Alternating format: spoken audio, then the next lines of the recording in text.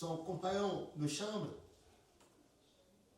amenait la Bible de son père, une des Bibles de son père, et les deux se cachaient. Parce que Niassoun lisait un peu déjà. Les deux se cachaient et Niassoun lisait. Et lui, il expliquait ce qu'il ne comprenait pas bien. En tout cas, et après, il se cachait assis pour aller déposer la Bible. Et c'était pas devenu, l'usage de la Bible n'était pas aussi vulgaire qu'elle ne l'est maintenant.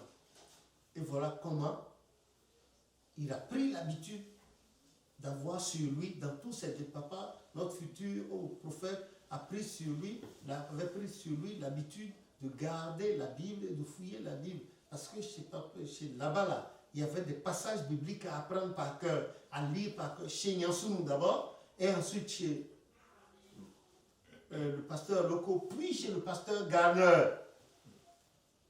Et il s'est habitué à toucher à la Bible. Donc, dans tous ses déplacements, il a gardé cette habitude. Et il priait avec sa Bible. Un jour, après l'éclipse, quand il y a eu l'éclipse du soleil, bon, des gens parlent du 22 mai, d'autres parlent du 21, 23. En tout cas, le service météorologique de Cotonou à l'époque, je crois, avait dit 22 ou 23. Quelque chose comme ça, je ne me rappelle plus exactement, mais j'ai dû marquer la date avec la photo de l'éclipse de soleil là. Je crois dans un des livres. Et c'est alors qu'il a entendu Luli, ce qui signifiait la grâce de Jésus. Il a entendu.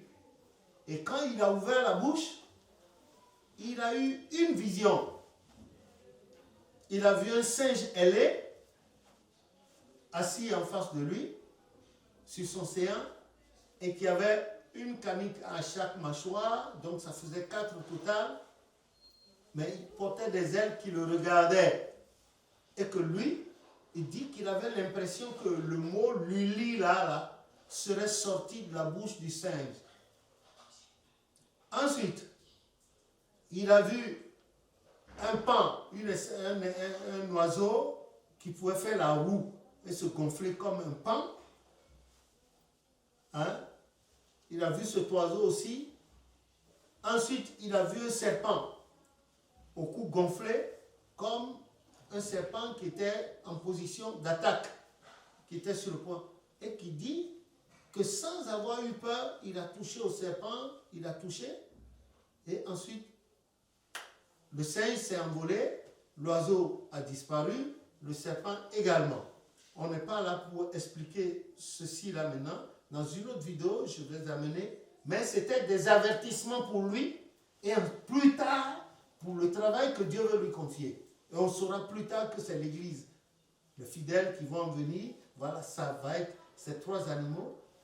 Ils retrouveraient les caractéristiques de ces 3 animaux-là dans le genre de fidèles qui viendraient après. C'est par la suite qu'on a su.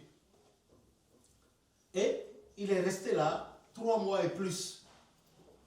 Et lui-même a dit qu'après ces choses, qu'il a vu qu'il a changé, que sa personne avait changé. À l'intérieur, il avait changé. Il a changé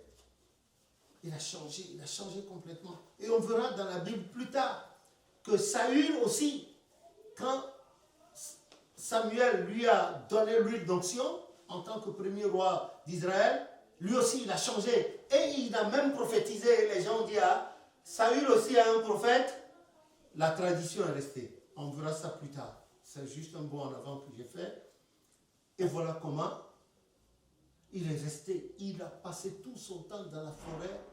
Donc pour se nourrir désormais, il n'avait plus l'aliment préparé, des aliments préparés, des aliments huileux, des aliments salés comme on aime. Il se contentait de la cueillette, du miel pour manger tout le temps. Et il a changé. Donc, un fatigué d'errer dans la forêt, il est sorti, il allait à la recherche de la pirogue pour pouvoir quitter la zone. Il a marché. J'ai décrit tout le circuit qu'il a fait dans la Bible, dans un de vos livres. Il a marché une première fois, il n'a rien. Ensuite, une deuxième fois, il est tombé sur le truc qu'on appelle, comment les gens appellent le lieu où ils vont là maintenant? Bah, le Gaudreau, en principe, c'était un lac qui s'appelait Gaudreau. Ce n'était pas une localité, c'était un lac. Le lac d'une localité à Glangou, là, c'est le lac de cette localité qui s'appelait Gaudreau. Papa Chauffeur est passé là, dans ce qu'il a écrit, ce n'était pas là, comme les gens disent aujourd'hui, qu'il a séjourné dans une forêt. Non. Dans son circuit, il a quitté Zinvier, il a quitté et d'autres coins encore avant d'arriver là. Et arrivé là, il a vu de l'eau, le lac, et quelqu'un là qui s'appelle Michel lui a dit que ce lac là s'appelle Gaudreau. Et que devant là-bas, ça s'appelle la Glangou. Oui, il est parti, il y avait des enfants, il a prié pour eux. Ensuite, il est retourné dans sa forêt.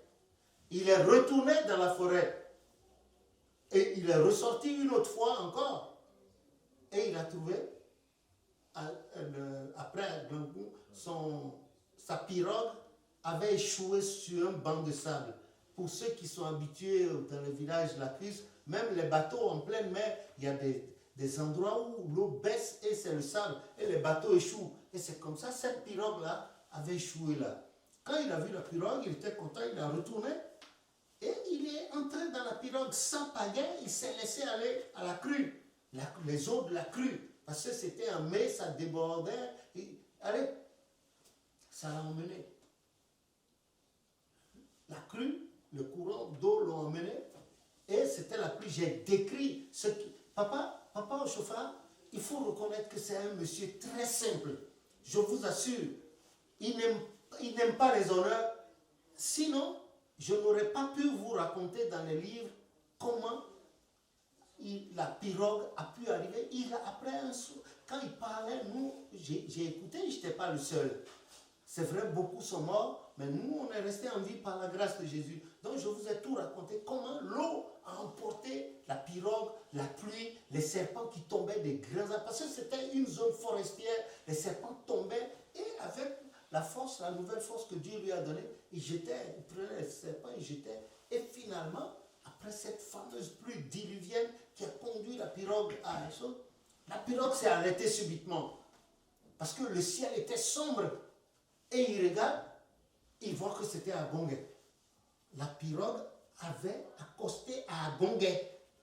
Mais à Gongué là, Papa Chauffeur connaissait à Gongué. Déjà, il passait par là pour vendre ce truc à l'époque. Et il savait que Jules Baudrillard était à Gongué. Quand il est arrivé, il y avait des gens là. Et au même moment, il y avait quelqu'un, Kouliho, Gabriel. Je vous ai montré sa photo. Il était là, qui était déjà mort pour une histoire de poissons, parce que c'est des gens qui vivent des produits halieutiques, des produits fluviaux, poissons, tout ça là. Il n'a pas bien fait la répartition de poissons. Et les gens lui ont jeté un sort, il était mort. Et papa a prié pour lui. Papa, au chauffeur, vers ces lieux-là, lui a imposé la main. Gabriel Kouliho est revenu à la vie. Mais entre-temps, là, Papa au chauffeur a retrouvé quelqu'un, un voisin de lui, de Porte-Nouveau aussi, qui est venu là aussi faire son petit commerce. Ah, et c'est celui-là qui dit à Papa au chauffeur, voilà, ici, vous avez la photo de Gabriel Kouliho, hein. Voilà. C'est ça là. Ces enfants vivent encore, moi je ne les ai jamais rencontrés. Ces enfants vivent encore. Des gens ont connu certains de leurs enfants. Le voilà, qui est là, Gabriel Kouliho. C'est le premier homme que l'Éternel Dieu, le premier cadavre que l'Éternel Dieu a ressuscité pour sa gloire par les mains de Papa Oshoufa. En ce moment, il n'avait même pas encore reçu le divin ordre de fonder l'église du christianisme céleste. Donc, et c'est comme ça que Papa Chauffeur a retrouvé quand il est un de ses voisins de Porte-Nouveau qui aussi venait dans les parages vendre le superflu.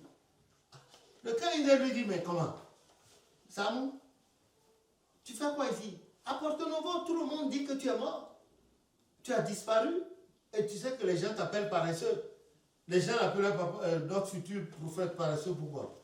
Il n'aimait pas les histoires. Il n'aimait pas les travaux qui requièrent la force physique, la violence. C'est pas un crime quand même. Il y a des gens comme ça. Hein? Voilà. Donc les gens, c'est le monsieur tranquille. Hein? Il est resté monsieur tranquille jusqu'à son départ de la terre. Oui, en effet. Dis, ah, tout le monde à Porto-Novo dit que tu es... Hein? Et on pense que tu es mort, on t'a enterré déjà. Je ne suis pas mort. Et avec ce voisin-là, il a pu trouver la nourriture des humains, c'est-à-dire nourriture préparée, du sel. Il a mangé très bien, il s'est reposé. Et il est retourné en forêt là, chercher le chargement. Le temps qu'il revienne, le camp il est là, est parti à Porto-Novo à une vitesse supersonique et il a ébruité sa rencontre avec papa au chauffeur là-bas. Les gens ont dit c'est pas possible. Et oui, qu'il a vu, il a changé, au chauffeur a changé. Il a changé complètement et il a même prié sur un cadavre et le cadavre est revenu à la vie. Et ils ont dit ce paresseux là, ce... Et peu après, quand papa au chauffeur est revenu de la bourse avec la forêt et son chargement, le monsieur était déjà parti. Mais il s'imaginait certainement ce qu'il allait dire là-bas. Comme lui aussi, c'était un bon chroniqueur, le Kenya là. C'était un beau. Donc papa au chauffeur est retourné à Porto-Novo avec son chargement. Bon, il a pu vendre ce qu'il a amené, mais l'accueil n'était pas bon. Hein. Une souris qui tombe dans la cage d'un chat, ce n'est pas un bel accueil qui l'attend. Hein. Quand papa au chauffeur était retourné à Porto-Novo, je n'étais pas encore né, mais selon ce qu'il a raconté, et puis les gens, les témoins que j'ai, les vieux de l'époque, les vieilles, mais il paraît si les gens pouvaient le tuer, ils allaient le tuer. On l'insultait comme ça, en flagrant. Eh oui, tu allais te promener. Il n'a rien dit. Papa chauffeur ne dit rien. D'abord, il n'est pas comme Niassoum. Niassoum, lui, il réagit au cas de tout. Mais papa chauffeur, tu peux même le piétiner, il ne te dira rien. Voilà pourquoi plus tard, il a enseigné que l'église du christianisme, c'est l'église de tolérance. C'est l'église dans laquelle, quand quelqu'un te piétine, il faut que tu sois le premier à dire « Ah, excusez-moi ». On te piétine, mais c'est toi, le piétiné, qui dit « Ah, excusez-moi ». C'est ce qu'il a enseigné. Donc c'était un non-violent. Ça le caractérisait beaucoup. S'il ouvrait la bouche, ce n'est pas pour se vanter comme il nous arrive de le faire, mais c'est pour parler de son Dieu qu'il a missionné, qu'il ouvrait la bouche. Quand il a ouvert une ou deux fois la bouche, il a dit, si vous voulez, vous prenez. Si vous ne prenez pas, ce n'est pas votre... Il ne forçait personne. Comme nous, on insiste aujourd'hui pour que les gens comprennent, etc., etc. Voilà. Donc les gens l'ont insulté, lui ont tout dit, ils ne disaient rien. Dans la grande cour familiale, les gens, ils ne disaient rien. Vous allez voir la cour, combien c'est grand. Ils ne disaient rien. Et un jour, un lundi, et pendant qu'il était rentré à Porto-Novo, là, il ne dormait plus. Les anges venaient le déranger. Les anges, ce qu'il n'avait jamais eu. Dans l'histoire que j'ai racontée jusqu'ici, j'ai beaucoup contracté. Hein. J'ai beaucoup contracté pour qu'on aille vite. Précisément, ce lundi 29 septembre 1947, il était en compagnie d'un couple ami, Frédéric et Marie Zevounou. Il est allé leur rendre visite. Et quand il rentrait, il paraît qu'à l'époque, c'était ça. Quand je vais te rendre visite, je reste avec toi. Au moment de partir, vous me raccompagnez chez moi. Moi aussi, je vous raccompagne. Et puis, ça finissait toujours par la prière. Parce que on voulait imposer l'église catholique aux gens. Les gens de Porto-Novo à l'époque étaient protestants. Et vous savez que l'église protestante a une origine britannique. Or, ce n'est pas les Britanniques qui ont colonisé Porto-Novo. Donc, la France qui avait colonisé le Dahomey n'a